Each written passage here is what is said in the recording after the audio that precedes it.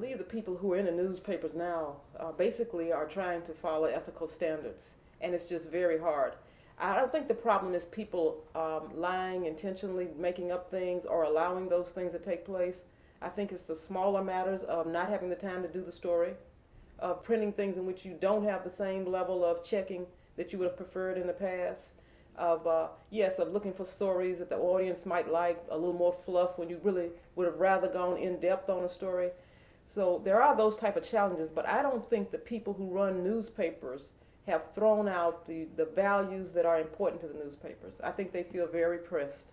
Now we have codes of ethics, very strong, stringent codes of ethics that are broken all the time, not deliberately, but in the rush to be competitive and to be there first, and in forgetting, I think, on a day-to-day basis what those codes say. And so as journalists come along, I mean, one of the values to me of a journalism training is that those who want to be journalists learn what the rules are, they learn what the guidelines are, they learn what the values are. There are craft skills to be learned, how to report, but there's an underlying sense of what do we stand for, what's our mission, what are our values, and our values are played out in ethical conduct.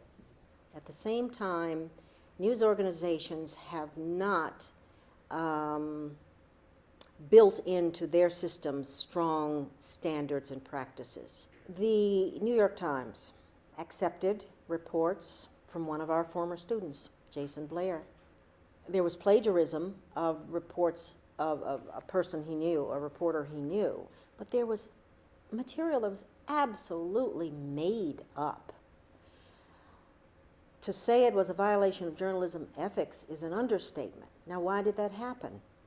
Apparently, there was a great deal of trust placed in this particular reporter that hadn't been earned because this was a new reporter.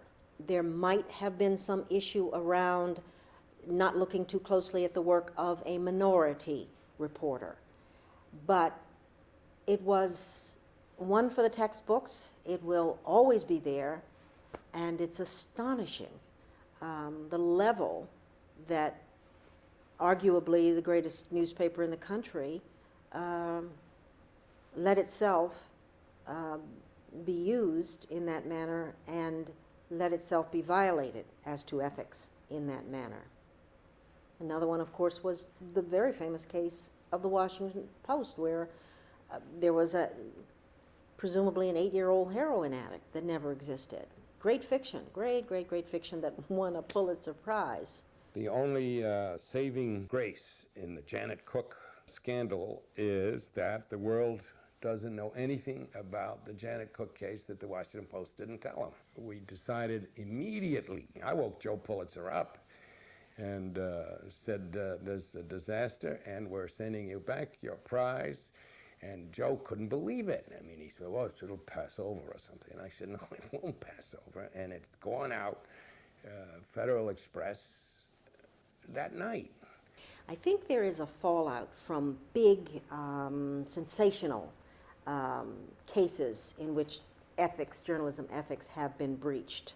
People get the impression that when stories are made up out of whole cloth, when there's misuse of facts, that's what they all do. Isn't that the way it's done?